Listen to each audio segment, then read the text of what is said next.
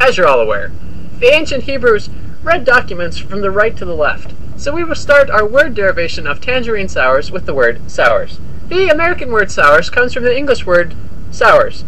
Notice the rather saucy pronunciation difference, as in the difference between "you dirty rascal" and "you naughty little minx."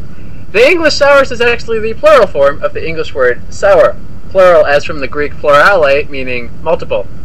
Let me simplify that for the J. Keyneses out there. Multiple being more than one, like two, or maybe three, but I'll not overcomplicate it. The English word sour derives from the Latin word sour. Ah yes, I know it sounds the same, but to go from English to Latin, all you gotta do is add a whole bunch of letters. In this case, dozens. So you end up spelling sours, S-O-E-U-R-E-U-X,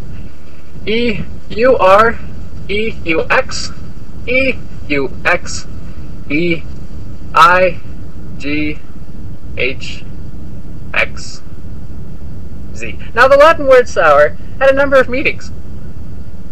4 to be exact. Firstly, it meant the every third toe on a snake's foot. Secondly, a sensory sensation best described with tears. Thirdly, the opposite of not sour. And finally, the look on John Kerry's face when he learned he'd lost the presidential election. For our educational purposes, we will focus on definition 2. Although, just for the record, let me add that the snake one is completely preposterous. The opposite of not sour is plain untrue, and the look on John Kerry's face should certainly be featured in a MasterCard commercial as priceless. The Latin sour comes from the Gaelic word sarmon. Now, this is not a reference to the great Lord of the Rings villain, but is in fact the merger of the English word sour and the French word lemon, hence the expression sour as a lemon. Since I myself am getting a little drowsy with this, we shall hastily move on to the word tangerine. The American word tangerine comes from the English word tangerine.